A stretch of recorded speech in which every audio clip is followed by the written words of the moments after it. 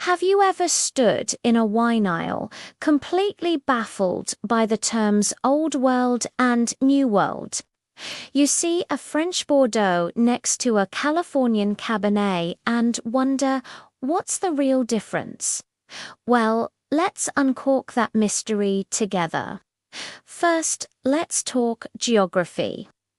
Old World refers to the traditional wine-growing regions of Europe and the Middle East. Think France, Italy, Spain, Germany, and even places like Georgia, where winemaking has roots going back thousands of years.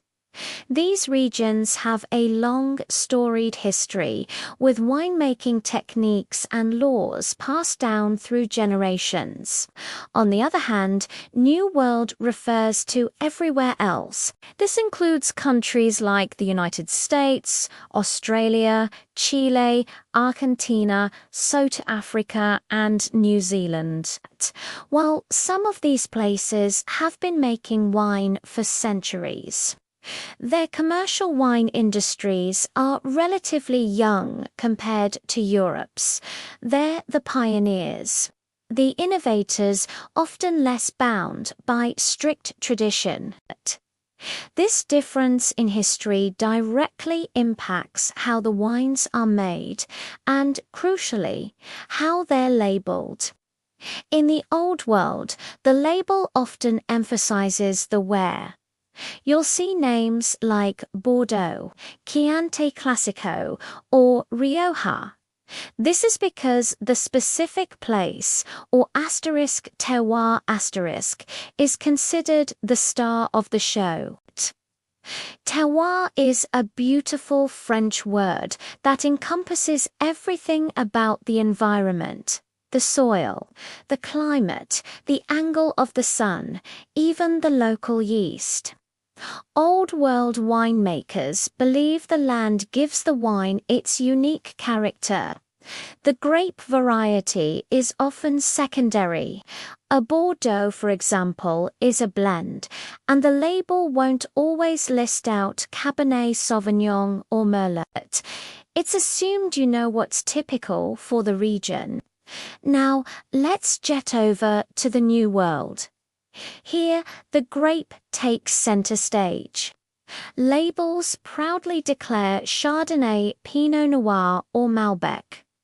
They tell you exactly what you're getting. The region, like Napa Valley or Marlborough, is still important, but it's the grape variety that leads the conversation.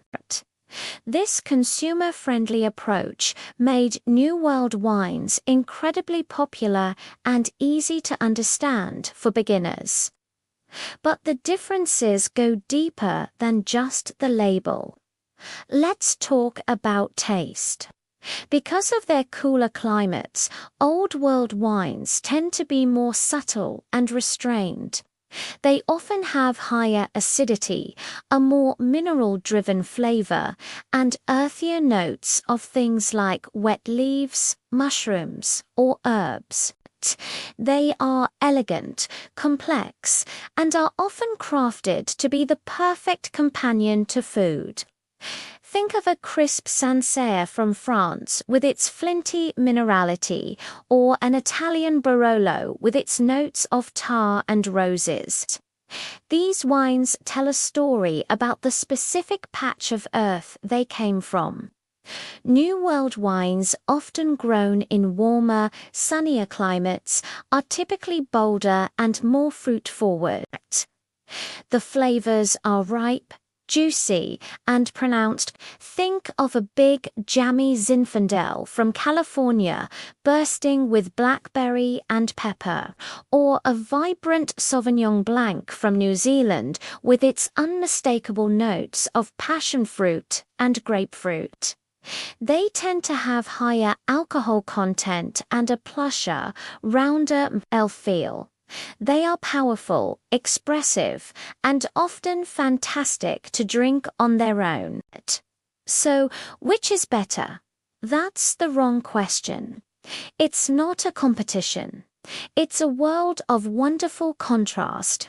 Old World versus New World is simply a framework to help you understand different winemaking philosophies and flavor profiles. Are you in the mood for something subtle, earthy, and elegant that speaks of history and place? You might lean towards the Old World. Or are you craving something bold, fruity, and expressive that showcases the full potential of a single grape? Then the New World is calling your name. The best way to truly understand the difference is to taste them side by side. Grab a Chardonnay from Burgundy, France, and compare it with one from California. Try a Syrah from the Rhine Valley next to a Shiraz from Australia, same grape. Totally different expressions. Exploring the nuances is the most delicious homework you'll ever have.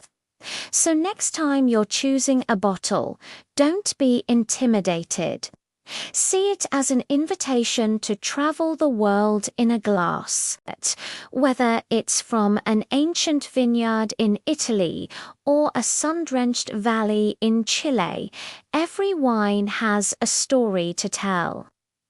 Thanks so much for watching. I hope this helps you navigate the wonderful world of wine with a little more confidence. If you enjoyed this journey, don't forget to like and subscribe for more wine adventures. Cheers!